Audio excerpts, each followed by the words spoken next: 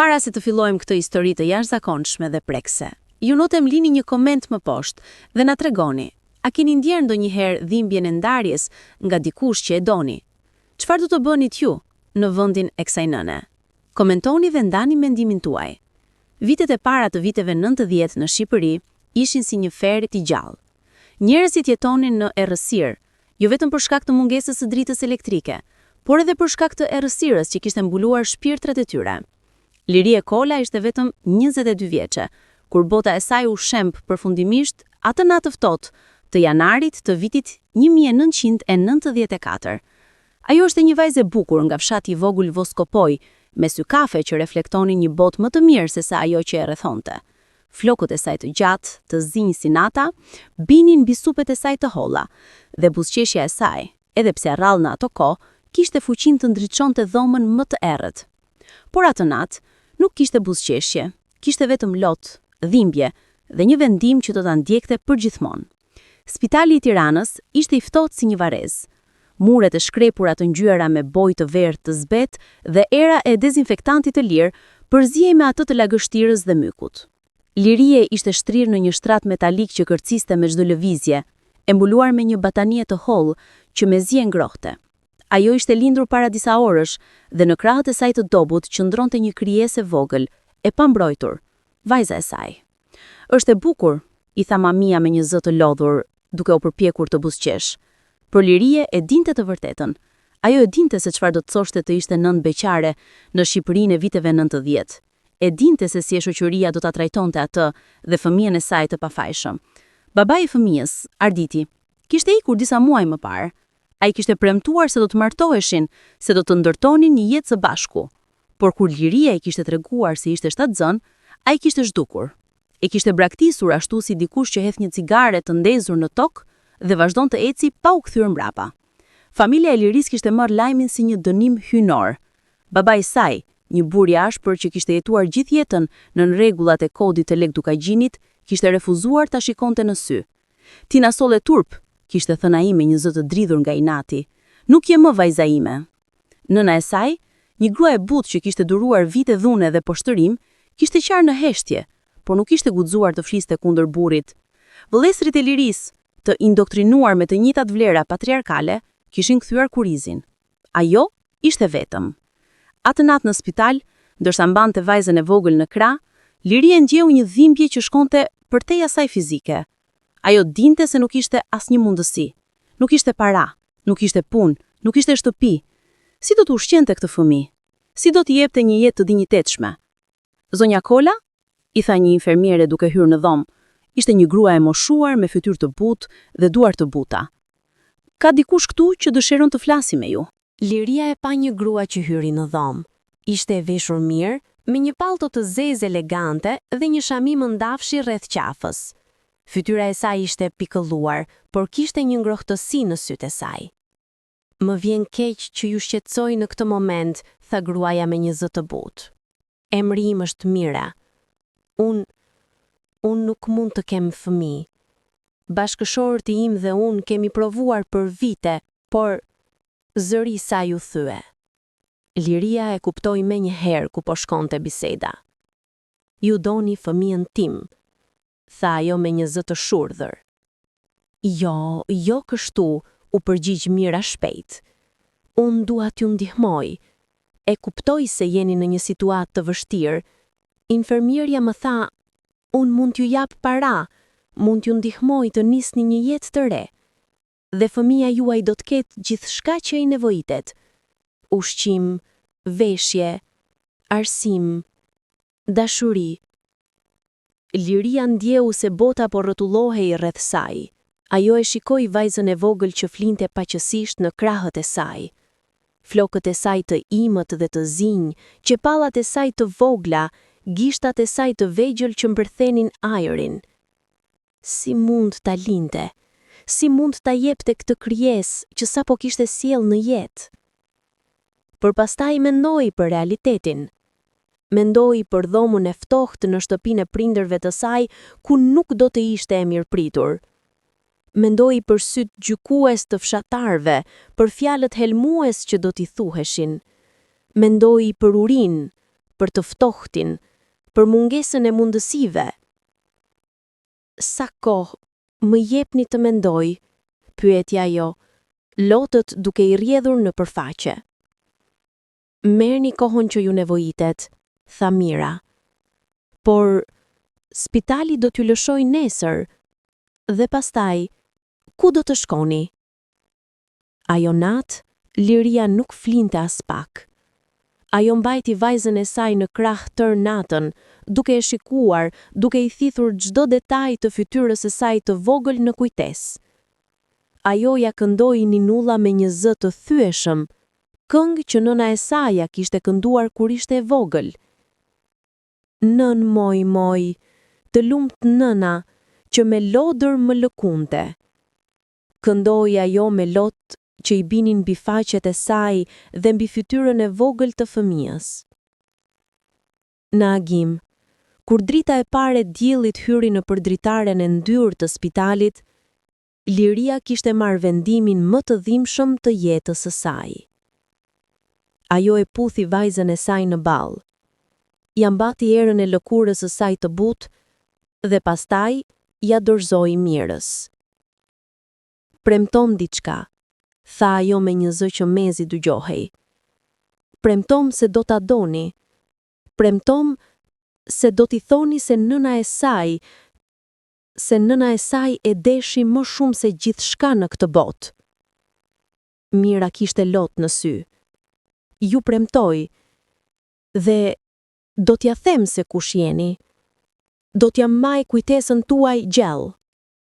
Por ndërsa Mira dilte nga dhoma me fëmijën në krah, infermierja e moshuar që kishte qenë dëshmitare gjithçkaje I afrohet Liris. Vajze shkret, I tha ajo. Ajo grua, unë nuk e njoh. Ajo nuk është nga këtu. Dikush ma dërgoi të më thoshte se ka një nën që don të jap fëmijën. Unë nuk e di nëse ajo do të mbajë premtimet. Lirie e ndjeu zemrën duke ju ngrirë në gjoks. Çfarë keni thënë? Ajo nuk më tha emrin e saj të vërtet, as adresën, as gjë.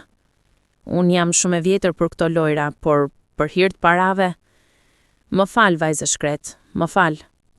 Liria u hodh nga shtrati, por këmbët e saj nuk e mbajtën. Ajo ra në dysheme, duke u lëritur, por ishte shumë vonë.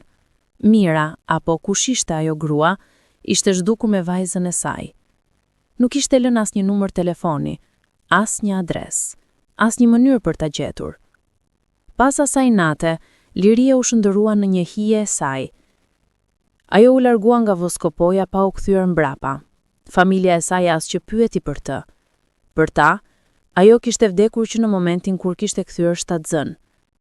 Liria shkoi në Tiranë, ku jetonin mijëra të tjerë si ajo, njerëz që po përpiqeshin të mbijetonin në një vend që po shkatërrohej.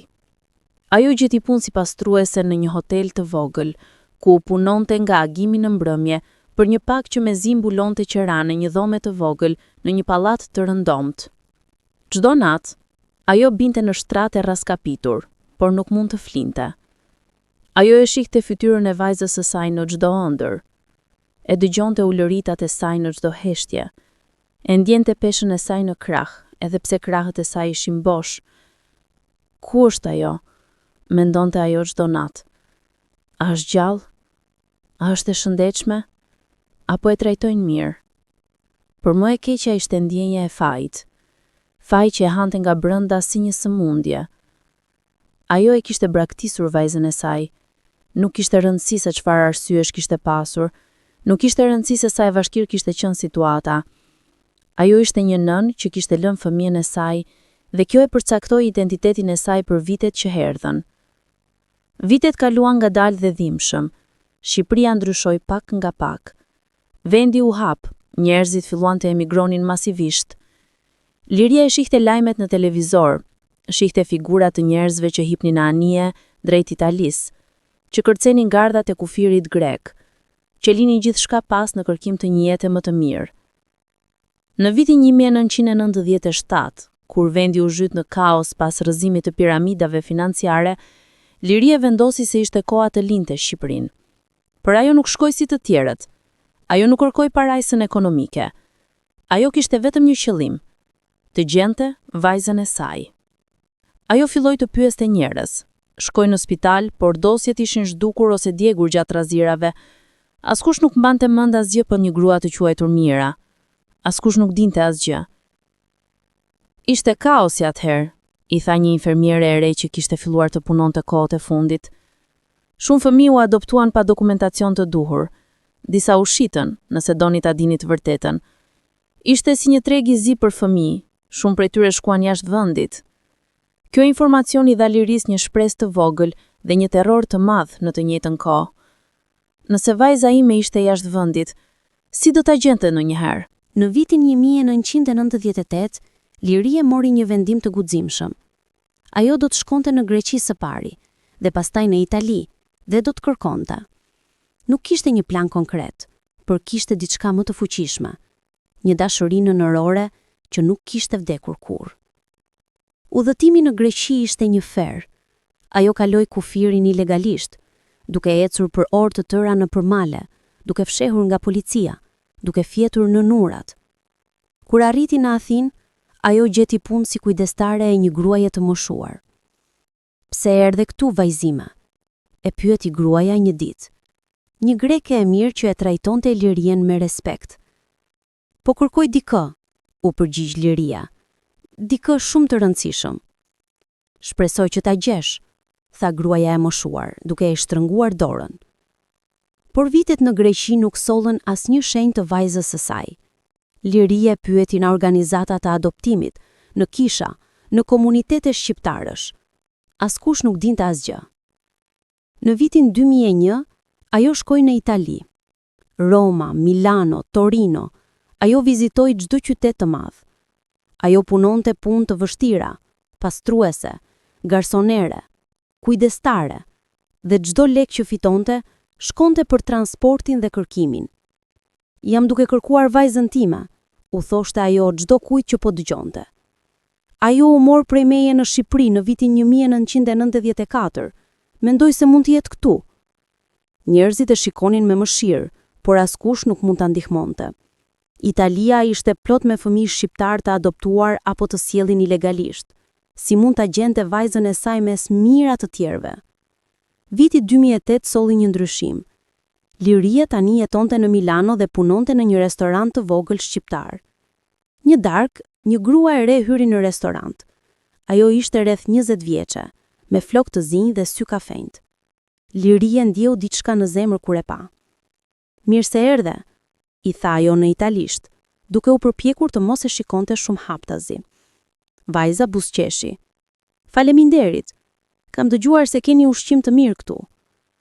Ndërsa Liria i merrte porosin, ajo vëreti diçka në kyçin e dorës së vajzës. Një byzylik të vogël me medaljon. Zemra e Liris pushoi së rrahuri.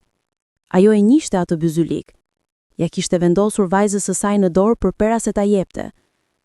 Byzylik i bukur, tha ajo duke u përpjekur të mbante zërin e qëndrueshëm. Vajza i shikoi byzylikun dhe buzëqeshi. Faleminderit, është i vjetër, e kam që kur isha e vogël.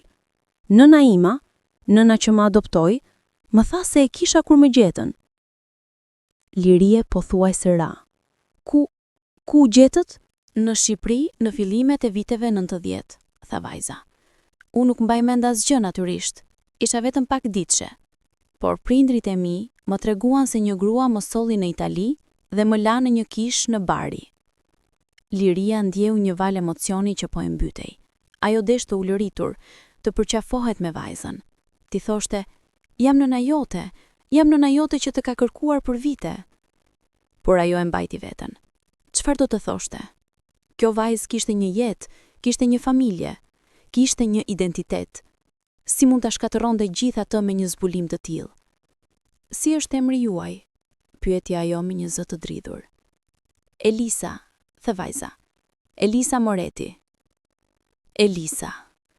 Liria e përsëriti emrin në mendjen e saj. Vajza e saj kishte një emër, kishte një identitet. Ishte një person i vërtet, jo vetëm një fantazi që e mundonte në ëndra. Atëm natë, Liria nuk mundi të flinte. Ajo dinte ku ishte vajza e saj, por çfarë duhet të bënte tani? A duhet të shkonte te ajo dhe t'i tregonte të vërtetën? A duhet ta linte të jetonte në paqe? Ditët që erdhën ishin torturë. Elisa filloi të vinte shpesh në restorant. Ajo ishte një vajzë e sjellshme, inteligjente, që po studionte arkitekturë në Universitetin e Milanos. Ajo fliste italisht, shqip dhe anglisht. Kishte miq, kishte ëndra, kishte një jetë të plotë. Ti je shumë e mirë me mua, i tha Elisa një ditë Liris. Të kujtoj nënën time. Ajo vdiq para disa vitesh nga kanceri. Liria ndjeu një dhimbje në gjoks. Gruaja që kishte rritur vajzën e saj kishte vdekur. Më vjen shumë keq, tha ajo. Ajo ishte gruaja më e mirë në botë, vazhdoi Elisa me sy plot lot. Më deshi sikur të isha e saj e vërtet. Më tregoi gjithmonë se isha e veçantë, se dikush më kishte dhënë jetë sepse më donte shumë, por nuk kishte mundur të më mbante. Ato fjalë goditën Lirin si thika. Vajza e saj, vajza që ajo kishte dashur më shumë se jetën e saj, e urente, e shihni si dikë që e kishte braktisur. Ndoshta ajo kishte arsyet e saj, tha Liria me lot që po i mblindnin në sy. Ndoshta ajo nuk ishte zgjedhje. Ndoshta ajo ka vuajtur çdo ditë që atëherë. Elisa e shikoi me një shprehje të çuditshme. Ti flet sikur e nje. Liria u tërhoq. Jo, por un jam nën edhe un. E kuptoj dhimbjen e ndarjes. Ti ke fëmijë? Pyeti Elisa me interes. Kisha, tha Liria. E humba shumë kohë më parë. Javët kaluan dhe Liria vazhdoi të vuante në eshtje. Ajo e shikonte Elisën duke rritur, duke qeshur, duke jetuar jetën e saj dhe çdo moment ishte një gëzim dhe një dhimbje në të njëjtën kohë. Një ditë, Elisa erdhi në restoran duke të shqetësuar. Liri, i tha ajo. Ajo e kishte filluar të quante me emër. Mund të flasim? Kam nevojë për këshillën e dikujt. Natyrisht, tha Liria, duke u luar në tavolinë me të. Unë kam gjetur diçka, tha Elisa duke nxjerrë një letër të vjetër nga çanta. Ishte në gjërat e nënës sime. Ajo e kishte shkruar pak para se të vdiste. Liria e mori letrën me duar të dridhura. Ishte shkruar në italisht me shkrim të bukur. Elisa i dashurime. Nëse po lexon këtë, do të thotë se unë nuk jam më këtu. Ka diçka që duhet të kisha treguar kohë më parë, por kisha frikë. Kisha frikë se do të më urresh, se do të më shikoje ndryshe. E vërteta është se unë nuk të adoptova në mënyrën e rregullt. Unë bleva ty. Po, e di sa e tmerrshme tingëllon, por ajo ishte e vërteta. Kishte një grua që organizonte këto gjëra në Shqipëri. Ajo merrte fëmijët nga nënat e dëshpëruara dhe i shiste të çiftet në Europën perëndimore. Unë dhe babai yt nuk mund të kishim fëmijë dhe ne ishim të dëshpëruar. Kur na ofruan mundësinë, ne e kapëm atë pa menduar për pasojat. Por ty, vajza ime, të dua sikur të isha nëna jote biologjike. Nëse ndonjëherë dëshiron ta gjesh nënën tënde të vërtet, unë kam lënë disa informacione. Emri i saj ishte Lirie Kola, nga një fshat i quajtur Voskopoi. Ajo të dha ty në spitalin e Tiranës në janar të vitit 1994. Ajo ishte vetëm 22 vjeçe, e varfër dhe e braktisur nga familja. Ajo nuk të shit. Ajo mendoi se po të jepte një jetë më të mirë. Gruaja që organizoi gjithçka e mashtroi atë. Më fal që nuk të thash më herët, të dua përgjithmonë, mama. Liria nuk mund të fliste. Lotët po i rrjedhnin lirisht tani. Elisa e shikoi Lirien. Liri, tha ajo ngadalë. Ti erdhe nga Voskopoja, apo jo? Ti ma tregove një herë. Liria e ngriti kokën. Sytë e saj takuan sytë e Elisës. Po, tha ajo me një zë të thyeshëm. Dhe ti je sa vjeç? Kam tani 41 vjeç. Kisha 22 në vitin 1994. Heshtja që pasoi ishte e rëndë. Elisa e shikoi Lirin sikur po e shihte për herë të parë. Ti je Ti je nëna ime, tha ajo me një pëshpërim. Liria u ngrit nga karrigja duke u tronditur. Elisa, unë nuk dija se si të ta thoja. Kisha frikë se do të më urresh. Kisha frikë se do ta shkatërroja jetën tënde. Elisa u ngrit gjithashtu. Fytyra e saj ishte një përzierje emocionesh, habit, inati, dhimbje, pezullim. Për sa kohë e ke ditur? Pyeti ajo. Që ditën e parë kur erdhe këtu, tha Lirje, lotët duke vazhduar të rrjedhin. E pash Byzylukun, ja kisha vënun, ishte i imi kur isha e re, edhe ja vura aty përpara se të lija. Dhe nuk më the asgjë? Zëri Elisës po ngrihej. Por javë më ke parë duke ardhur këtu, duke të trajtuar si një shoqe, dhe ti nuk më the asgjë? Nuk dija çfarë të bëja. Lirje po u lërinte tani me zot të plot. Të kisha humbur një herë, nuk doja të humbisje përsëri. Ti më humbe sepse më braktise, thiri Elisa. Ti më dhe. Unë nuk të da, thiri Lirje mbrapsht. Unë u mashtrova. Ajo gruaja më tha se do të kujdesej për ty, se do të t'jepte një jetë të mirë, se do të thoshte për mua. Unë nuk dija se ajo do të të shiste si një mall.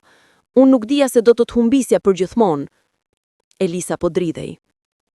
Edhe pse nuk më kërkove? Pse nuk erdhe pas meje? Por erdha. Lirje po u lërinte tani me zot të plot. Kam kaluar 24 vjet duke të kërkuar. Kam shkuar në Greqi, në Itali, kam pyetur mijëra njerëz. Kam punuar punë të vështira dhe kam jetuar në mjerim vetëm për të pasur para për të vazhduar kërkimin. Çdo ditë të jetës sime, nga momenti që të humbita, kam menduar për ty. Çdo natë kam parë fytyrën tënde në ëndra. Çdo sabah kam u zgjuar me një boshllëk në shpirt që asgjë nuk mund ta mbushte. Ti ke qenë arsyeja që vazhdova të jetoja. Ti ke qenë gjithçka për mua. Zëri i Liris u thye dhe ajo ra në gjunjë, duke u lëritur. Vite dhe vite dhimbjeje, faj, vetmie, gjithçka doli në atë moment. Elisa e shikoi nënën e saj duke qarë në dysheme. Ajo ndjeu diçka të thyer brenda saj. Një pjesë e zemrës së saj që kishte qenë e mbyllur, e mbrojtur nga inati dhe dyshimi, filloi të hapet. Ajo uli ngadalë pranë Liris. Pyeti ajo me një pëshpërim. Pse më dhe në fillim? Pse nuk luftove për mua? Sepse të doja, tha ajo. Sepse në atë moment, dashuria ime për ty më bëri të besoj se ti meritone më shumë se sa unë mund të t'jepja. Unë isha e re, e varfër, e braktisur. Nuk kisha shtëpi, nuk kisha para, nuk kisha mbështetje. Mendova se ti meritone një jetë më të mirë. Mendova se duke të lënë, po t'i jepja një shans, por isha e mashtruar. Dhe kjo ka qenë dënimi im, të di se ti ke qenë diku në botë, duke jetuar, duke rritur, dhe unë nuk isha atje. Çdo ditëlindje që ke kaluar, unë nuk isha asnjë ide se ku ishe. Çdo fjalë e parë që the, çdo hap i parë që more, çdo gëzim dhe çdo lot, unë nuk isha atje. Dhe kjo më ka vrarë çdo ditë. Elisa shtriu dorën dhe e preku fytyrën e Liris. Për herë të parë, ajo e pa jo si një të huaj, por si gruan që i kishte dhënë jetë. Unë kam nevojë për kohë, tha Elisa me një zë të butë. Kjo është shumë e madhe për mua. Unë kam pasur një nën që më deshi, dhe tani ajo ka vdekur, dhe tani ti shfaqesh dhe e gjithë bota ime është përmbysur. Liria e kuptoi. Ajo u ngrit ngadalë. E kuptoj, tha ajo. Do të respektoj vendimin tënd. Nëse nuk dëshiron ta më shohësh përsëri, do ta pranoj. Por dija këtë, çdo ditë të jetës sime, unë do të mendoj për ty. Dhe nëse ndonjëherë ke nevojë për mua, do të jem këtu. Elisa nuk erdhi në restorant për 2 javë. Ato ishin 2 javët më të gjata të jetës së Liris.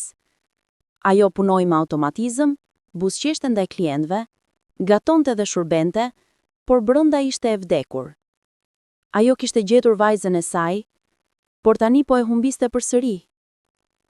Çdo natë ajo shtrihej në shtratin e saj të ngushtë në apartamentin e vogël dhe shikonte tavanin.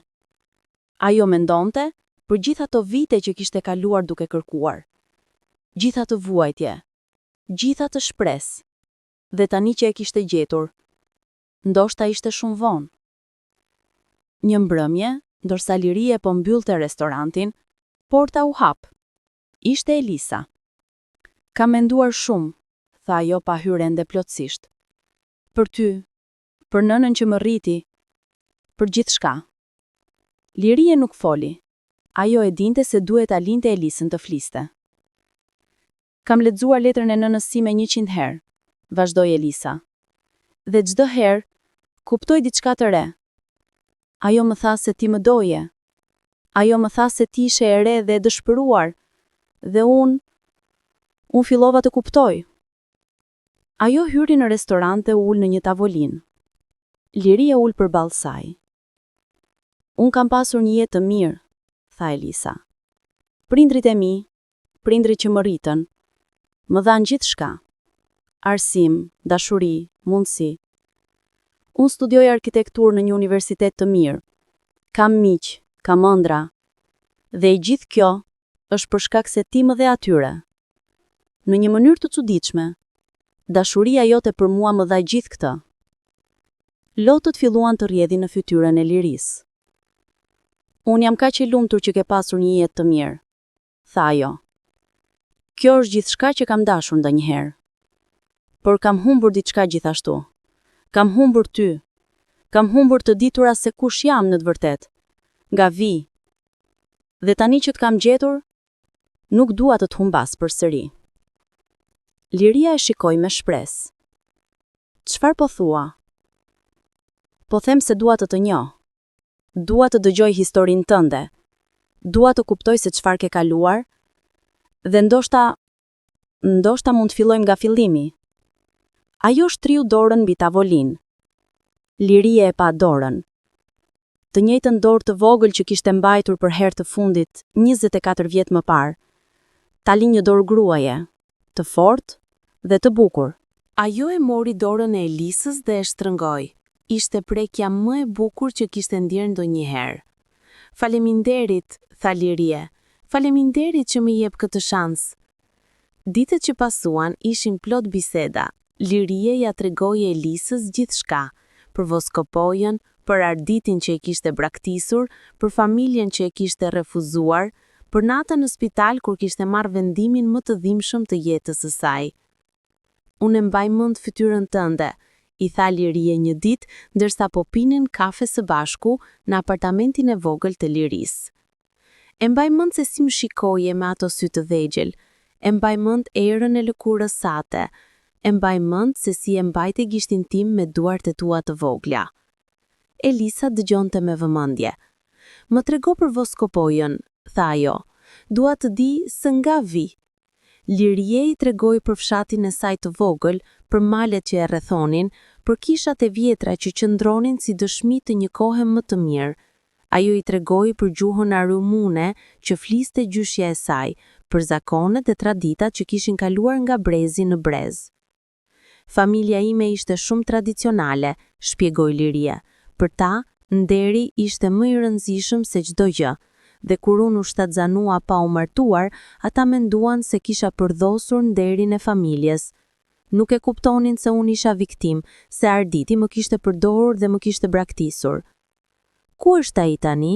Pyeti Elisa. Babai im biologjik? Liria tundi kokën. Nuk e di. E humbi ta gjurmët e tij shumë kohë më parë. Kam dëgjuar se shkoi në Amerikë, se krijoi një familje atje, por nuk jam e sigurt. Dhe me të vërtet nuk më intereson. Ai nuk ishte kurrë baba për ty. Ai të braktisi pare se të lindesh edhe. A je e mërzitur me të? Pyeti Elisa. Liria mendoi për një moment. Isha, tha ajo. Për vite isha plot inati, por tani thjesht ndihem e trishtuar për të. Ai humbi shansin të njoh ty, të ishte pjesë e diçkaje të bukur. Ai humbi më shumë se kushdo tjetër. Elisa filloi të vizitonte Lirin çdo ditë. Ato hanin së bashku, ecnin nëpër qytet, bisedonin për gjithçka, nga gjërat e vogla të përditshme te pyetjet e mëdha të jetës. Më trego për vitet kur më kërkoje, tha Elisa një ditë. Liria mori një frym të thellë. Ishin vitet më të vështira të jetës sime, filloi ajo. Pas asaj nate në spital, unë u shndrova në një person tjetër. Çdo ditë zgjohesh me një dhimbje në gjoks që nuk shkonte kurrë. Çdo fëmijë që shihja në rrugë, mendoja, valla ajo është vajza ime? Çdo vajzë e vogël me flokë të zinj, çdo buzëqeshje fëmijëve, gjithçka më kujtonte ty. Ajo i tregoi Elisës për vitet në Athinë, për punën e rëndë si kujdestare, për netët kur flinte në dhoma të ftohta dhe të lagura. Ajo i tregoi për udhëtimet e saj nëpër Itali, për mijëra pyetje që kishte bërë, për dyert që i ishin mbyllur në fytyre. Pse nuk u dorëzove? Pyeti Elisa. Pse vazhdove për kaq shumë vite? Sepse ti ishe gjalla diku? Tha Liria thjesht. Kjo ishte vetmi e gjë që e dija me siguri. Ti ishe gjalla dhe ndoshta, vetëm ndoshta një ditë do të gjeja. Kjo shpresë ishte gjithçka që kisha. Nëse humbisja atë nuk do të kishte asnjë arsye për të vazhduar. Elisa ndjeu lot duke i ardhur më sy. Ajo filloi të kuptonte thellësinë e dashurisë së nënës së saj. Një dashuri që kishte mbijetuar ndarjen, vuajtjen dhe vitet e panomërta të paqartësisë. Një ditë Elisa erdhi te Liria me një propozim. Dua të shkojmë në Shqipëri, tha ajo. Dua të shoh Vosopojën. Dua të shoh vendin nga erdhe. Liria ndjeu një përzierje emocionesh. Ajo nuk ishte kthyer në Shqipëri për vite. Je e sigurt? Pyeti ajo. Po, tha Elisa me vendosmëri. Është pjesë e identitetit tim. Dua ta njoh atë. Muajin e ardhshëm ato dy u nisën për në Shqipëri. Ishte viti 2009 dhe vendi kishte ndryshuar shumë që kur Liria e kishte lanë. Rrugët ishin më të mira, ndërtesat ishin më të reja, njerëzit dupeshin më të lumtur. Por kur arritën në Voskopoj, Liria ndjeu se koha kishte ndaluar.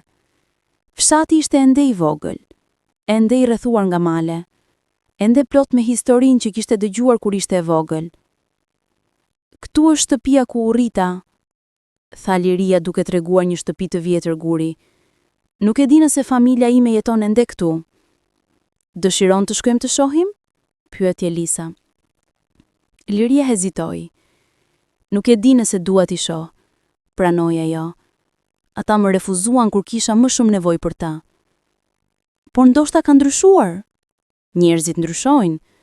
Ndoshta ata pendohen. Ato u drejtuan nga dera. Liria trokiti me dorë të dridhur. Porta u hap dhe një grua e moshuar doli. Nëna e Liris. Gruaja e shikoi Lirin për një moment pa e njohur. Pastaj sytë e saj u zgjeruan. Liria? Tha ajo me një pëshpërim. Po nën, jam unë, tha Liria. Nëna e Liris filloi të qaj. Vajza ime, tha ajo duke e përqafuar. Vajza ime e dashur, ku ke qenë? Ka menduar për ty çdo ditë. Ti nuk më ndalove kur babai më dëboi, tha Liria zëri saj mbushur me dhimbje. E di, tha nëna duke qarë edhe më fort. E di dhe më vjen shumë keq. Isha frikacake, kisha frikë nga burrim, nga mendimet e njerëzve, por jo një ditë ka kaluar pa penduar, jo një ditë. Elisa qëndroi prapa, duke i parë të dyja gratë, gjyshen e saj biologjike dhe nënën e saj, duke u përqafuar dhe duke qarë. Ajo ndjeu diçka të ngrohtë në zemër. Kjo ishte historia e saj, këto ishin rrënjët e saj. Babai i Liris kishte vdekur disa vjet më parë, por vëllezërit e saj ende jetonin në fshat. Kur dëgjuan se Liria kishte ardhur, ata erdhën për ta parë. Më fal, i tha vëllai më i madh, një burr i moshuar tani me flok gri. Ne ishim të rinj dhe të pamatur, ndjekëm rregullat e vjetra, pa menduar për ty, për dhimbjen tënde. Liria i shikoi vëllezërit e saj, burra të moshuar tani, me fytyrë të rrudha nga jeta. Ajo ndjeu që inati që kishte mbajtur për kaq shumë vite, po fillonte të zbehej. Ju keni humbur 25 vjet të jetës sime, tha ajo, dhe më e rëndësishmja, Keni humbur ta njihni mbesën tuaj. Ajo thiri Elisën të vinte përpara. Kjo është Elisa, tha ajo me krenari në zë. Vajza ime, ajo që ju mendonit se nuk ekzistonte më. Familja e shikoi Elisën me mahnitje dhe lot. Nëna e Liris e përqafoi mbesën e saj për herë të parë. E bukur si nëna jote, tha ajo duke qarë. Faleminderit që erdhe, faleminderit që na dhe shansin ta njohim. Ato kaluan 3 ditë në Voskopoj. Liria ja tregoi Elisës çdo cep të fshatit, kishën ku kishte shkuar kur ishte e vogël, shkollën ku kishte mësuar, malin ku kishte luajtur me miqtë e saj. Këtu lindi gjyshja jote, i tha ajo, duke treguar një shtëpi të vjetër. Dhe këtu, në këtë kodër, unë erdha kur u bëra shtatzën dhe kisha nevojë të mendoj. Ulja këtu dhe e shikoja qiellin dhe pyesja Zotin pse po më ndodhte kjo. Çfarë mendon tani? Pyeti Elisa. Liria e shikoi vajzën e saj, të bukur, inteligjente, plot jetë. Tani mendoj se gjithçka ndodhi për një arsye. Rruga ishte e dhimbshme, por më çoi tek ti.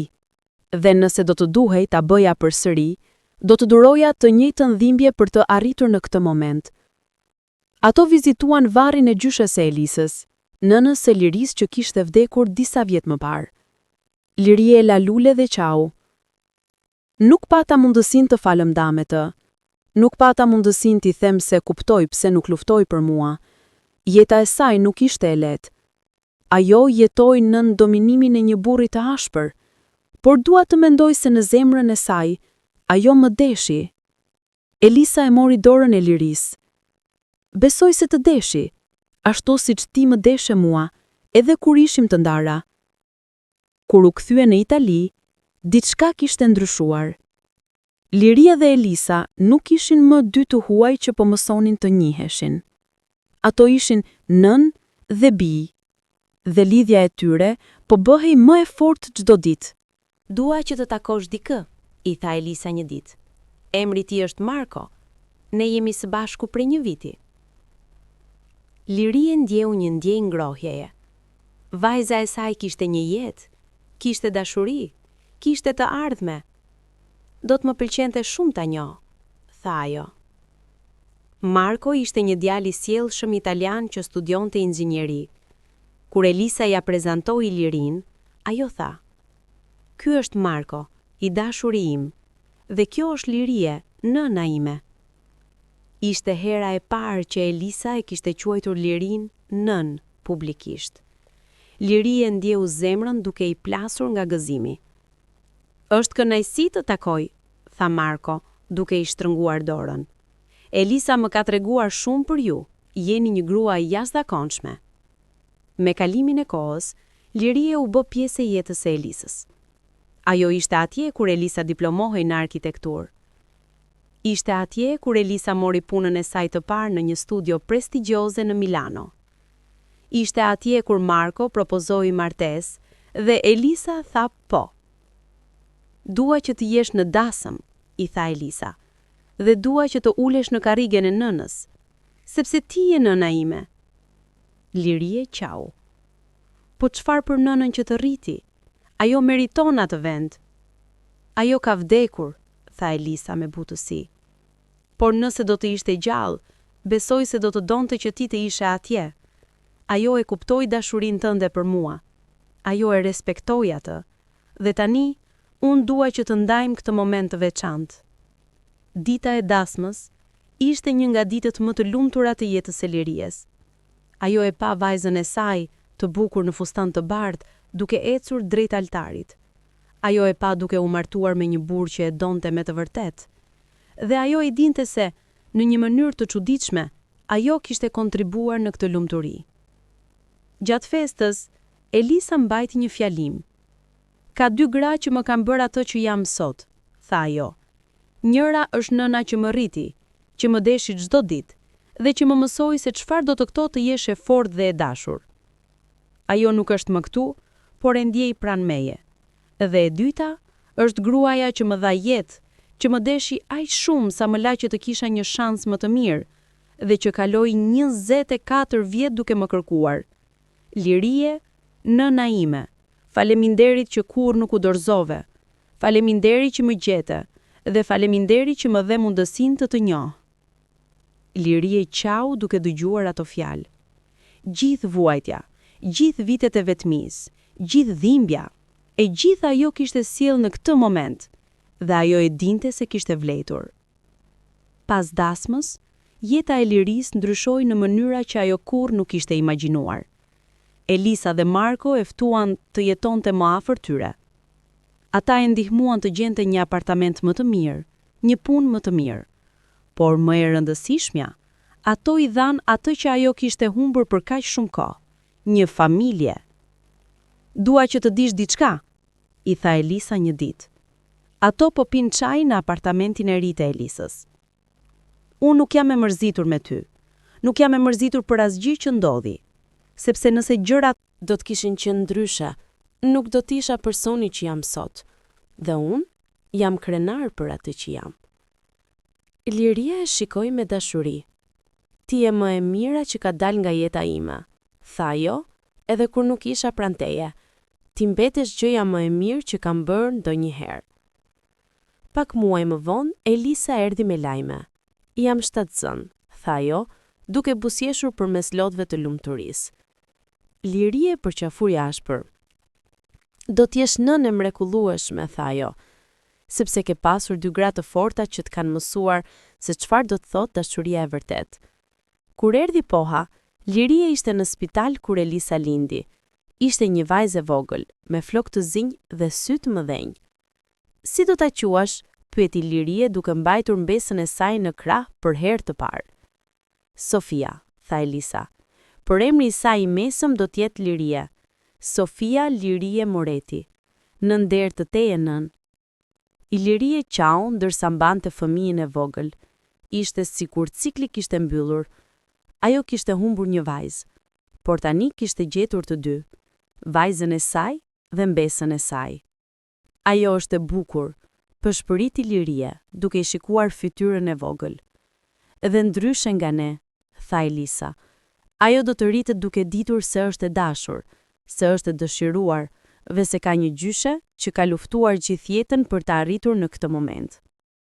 Vitet kaluan me shpejtësi të mahnitshme. Sofia u rit duke qenë e rrethuar me dashuri. Ajo e quante Lirin gjyshe dhe kalonte çdo fundjavë me të. Liria mësoi asaj këngë shqiptare, ja tregoi histori nga Shqipëria, ja mësoi gjuhën. Gjyshe, pse qan ndonjëherë kur më shikon? E pyeti Sofia një ditë kur ishte 5 vjeçe. Liri e buzëqeshi përnes lotëve. Sepse jam kaq e lumtur që je këtu, tha ajo. Ti je një mrekullie, Sofia e vogël. Nëna më thot se ti je një herone, tha Sofia. Ajo thot se nuk u dorëzove kurrë. Nëna jote është heronja e vërtet, tha Liria. Ajo mësoi të fal, dhe kjo është gjëja më e vështirë në botë. Kur Sofia ishte 7 vjeçe, Elisa vendosi ta çonte në Shqipëri. Ato 3 gjenerata gra, vizituan Voskopojën së bashku. Këtu jetonte gjyshja jote e madhe, i tregoi Liria Sofias. Dhe këtu unë u rita. Këto male, kjo tokë, këto janë rrënjët e tua. Sofia e dëgjoi me vëmendje. Kur të rritem, dua të shkruaj një libër për ty, gjyshe, tha ajo, për historinë tënde, që njerëzit të dinë se sa e fortë je. Liria përqafoi mbesën e saj. Historia ime nuk është vetëm e imja, tha ajo. Është historia e të gjitha grave që kanë vuajtur, që kanë luftuar, që kanë dashur edhe kur bota u tha se nuk duhej të donin. Është historia e nënave që kanë humbur fëmijët e tyre dhe fëmijëve që kanë humbur nënat e tyre. Dhe është historia e shpresës, se pa marrë parasysh sa e errët është nata, dielli gjithmonë lind përsëri. Ato ndaluan të varri nënës së Liris. Nëna e saj ishte vdekur disa vjet më parë, por para se të vdiste, kishte kërkuar falje nga Liria. Nuk kam qenë nëna që duhet të isha, kishte thënë ajo në shtratin e vdekjes. Por jam krenare për gruan që u bë. Ti je më e fortë se unë ndonjëherë kam qenë. Tani, duke qëndruar te varri, Liria ja prezantoi mbesën e saj nënës së saj. Nën, kjo është Sofia. Ajo mban emrin tim. Ajo është gjëja më e bukur që ka dalë nga kjo familje. Ajo i shpresa. Ajo është e ardhmja. Në vitin 2018, Liria festoi ditëlindjen e saj të 50.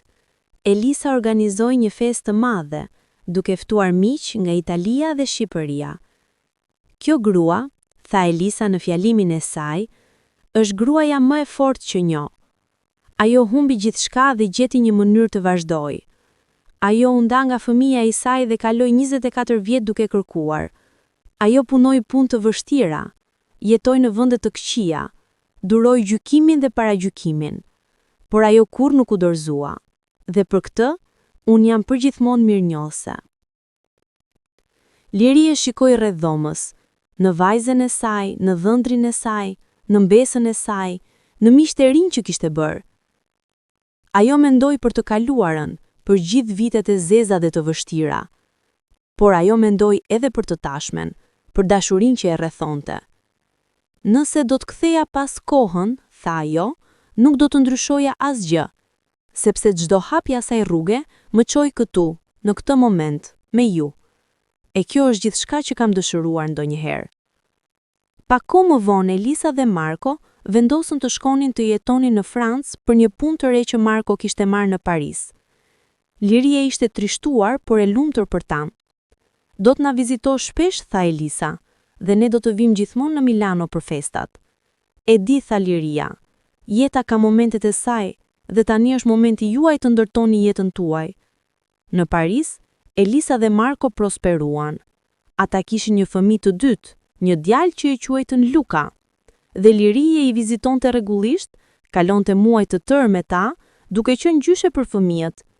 Një ditë një gazetar italiane i afroi Elisës. Ajo po bënte një dokumentar për fëmijët shqiptar të adoptuar në Itali gjatë viteve 90. Do të doni të ndani historinë tënde? E pyeti ajo. Elisa pyeti Lirin.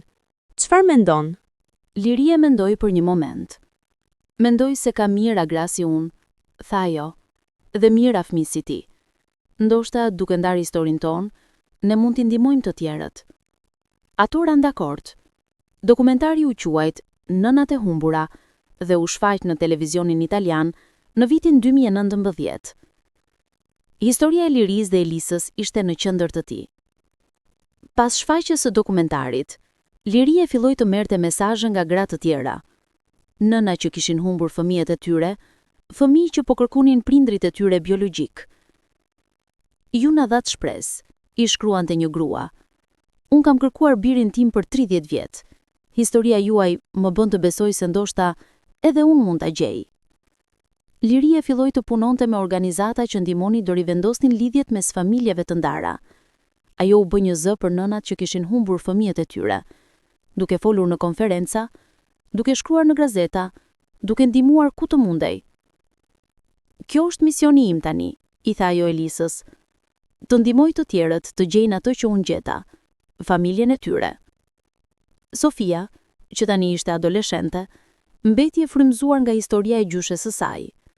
Ajo filloi të bënte hulumtime për trafikimin e fëmijëve në Ballkan gjatë viteve 90. Dua të studioj të drejtën, i tha ajo Liris. Dua të ndihmoj fëmijët që janë në situata si ajo që nëna ishte kur lindi. Dua të sigurohem se askush nuk duhet të kalojë nëpër atë që ti kalove. Liria qau duke dëgjuar mbesën e saj. Ti do të ndryshosh botën, i tha ajo Liris. Sepse ti ke diçka që shumë njerëz nuk kanë. Një zemër që kupton dhimbjen. Në vitin 2024, 30 vjet pas natës që kishte ndryshuar gjithçka, Liria u kthye në spitalin në Tiranë ku kishte lindur Elisën. Spitali ishte renovuar tani, i modernizuar, i pastër. Por kur hyri në korridor, Liria ndjeu se po kthehej në kohë. Ajo e mbante mend erën, tingujt, ndjenjën e dëshpërimit të thellë. Elisa ishte me të, dhe gjithashtu Sofia, që tani ishte një vajzë 17 vjeçe. Këtu ishte, tha Liria, duke ndaluar përpara një dere. Dhoma ku unë mbajt aty për herë të fundit. Ato hyn në dhomë. Tani ishte një dhomë e zakonshme spitali, me shtretër modern dhe pajisje të reja. Por për Lirin, ishte ende ai vend ku zemra e saj ishte thyer. Këtu unë mora vendimin më të vështirë të jetës sime, tha ajo. Këtu unë mendova se po të humbisja për gjithmonë. Elisa ja përqafoi. Por nuk më humbe, tha ajo. Ndoshta trupi unë u nda, por shpirti nuk u nda kurrë.